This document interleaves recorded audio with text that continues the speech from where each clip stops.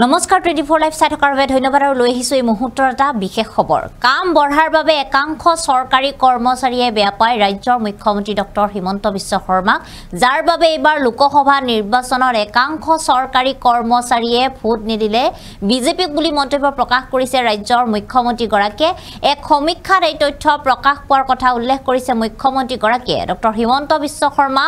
ৰাজ্যৰ মুখ্যমন্ত্ৰী হোৱাৰ পৰা চৰকাৰী কৰ্মচাৰীসকলৰ কাম বৃদ্ধি হৈছে আৰু যাৰ বাবে এতিয়া চৰকাৰী কৰ্মচাৰীসকলৰ একাংশই মুখ্যমন্ত্ৰী গৰাকীক বেয়া পায় বুলি মন্তব্য প্ৰকাশ কৰিছে আমি জনাম এই মুহূৰ্তত বিশেষ খবৰ আমি জনাইছো এই মুহূৰ্তৰ এটা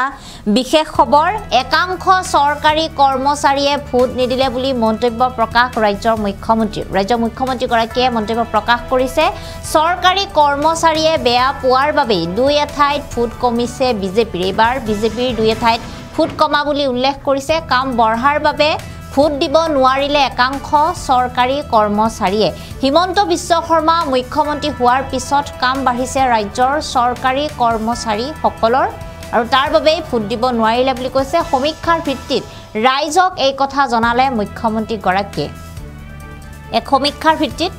ডক্টৰ হিমন্ত বিশ্ব শৰ্মাই উল্লেখ কৰিছে এই কথা যে চৰকাৰী কৰ্মচাৰীসকলে বিভিন্ন ধৰণে কাম বৃদ্ধি পোৱাৰ বাবে তেওঁলোকে কামত ফাঁকি দিব নোৱাৰাৰ বাবে এতিয়া বেয়া পোৱা হৈছে বিজেপি চৰকাৰক ৰাজ্যৰ মুখ্যমন্ত্ৰী ডক্টৰ হিমন্ত বিশ্ব শৰ্মাক একাংশ চৰকাৰী কৰ্মচাৰীয়ে বেয়া পায় বুলি তেওঁ মন্তব্য প্ৰকাশ কৰিছে কিয়নো বিজেপি চৰকাৰে এবাৰ বিভিন্ন ঠাইত কম পৰিমাণে ভোট পোৱা দেখিবলৈ পোৱা গৈছিলে আৰু যি ঠাইত আচলতে ভোট কম পাইছে সেই ঠাই যিসকল চৰকাৰী কৰ্মচাৰী সেই চৰকাৰী কৰ্মচাৰীসকলে কামৰ বুজাৰ বাবে কামৰ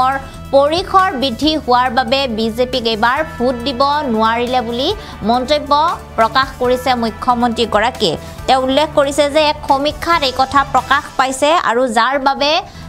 তেওঁ এই কথা উল্লেখ কৰিছে একাংশ চৰকাৰী কৰ্মচাৰীয়ে এবাৰ 2024 চনৰ লোকসভা নিৰ্বাচনত ভোট দিয়া নাই বিজেপি চৰকাৰক আৰু একাংশই বেয়া পায় বুলি তেওঁ এইভাবে উল্লেখ কৰিছে কিয়নো ডক্টৰ হিমন্ত বিশ্ব শৰ্মা ৰাজ্যৰ মুখ্যমন্ত্ৰী হোৱাৰে পৰা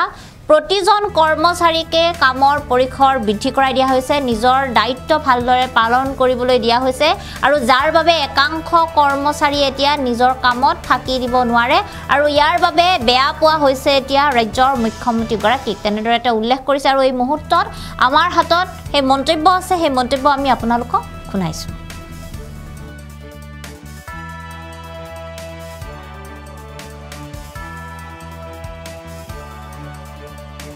ফলাফল যেতিয়া আমি যোৱা লোকসভা নিৰ্বাচনৰ সময়ত বিভিন্ন নিৰ্বাচনৰ ফলাফল যেতিয়া আমি সমীক্ষা কৰো তেতিয়া আমাৰ দলৰ মাজত এটা সমীক্ষা মোৰ ওচৰলৈকে আহিলে যে মুখ্যমন্ত্ৰী মহোদয় আমি 2-4টা জায়গাত ভোট কম পাইছো কাৰণ চৰকাৰী কৰ্মচাৰীসকলে আমাক অলপ বেয়া পাইছে তেতিয়া মই কথাটো শুনি মই অলপ আচৰিত হলো যে প্ৰথমবাৰৰ বাবে চৰকাৰী কৰ্মচাৰীয়ে টকা নিদিয়াকৈ চাকৰি পাইছে তাৰমানে আমি টকা লৈ চাকৰি দিব লাগিছিল নেকি ট্ৰান্সফাৰ পোষ্টিংত কোনেও কতো টকা খৰচ কৰিব নালাগে বেয়া কিয় পাব লাগে মই অলপ উৎসুকতাৰে সৈতে কথাটোত আৰু অলপ সোমাই গলো মই সুধিলো মোক অলপ ভাল কৰি বুজাই কওকচোন তেতিয়া প্ৰথম উত্তৰ আহিলে যে আপুনি মুখ্যমন্ত্ৰী হোৱাৰ পিছত চৰকাৰী কৰ্মচাৰীসকলে বেছিকৈ কষ্ট কৰিবলগীয়া হৈছে আৰু সেই কাৰণে চৰকাৰখনক বেয়া পাইছে এতিয়া আপোনালোকে চিন্তা কৰক যে আমি কাম কাৰ কাৰণে কৰো মুখ্যমন্ত্ৰী বা মন্ত্ৰীৰ ব্যক্তিগত ঘৰৰ কাম আমি কোনেও নকৰো আমি কাৰ কাৰণে কাম কৰো আমি আমাৰ কাম কৰা অনুষ্ঠানটোৰ কাৰণে কাম কৰো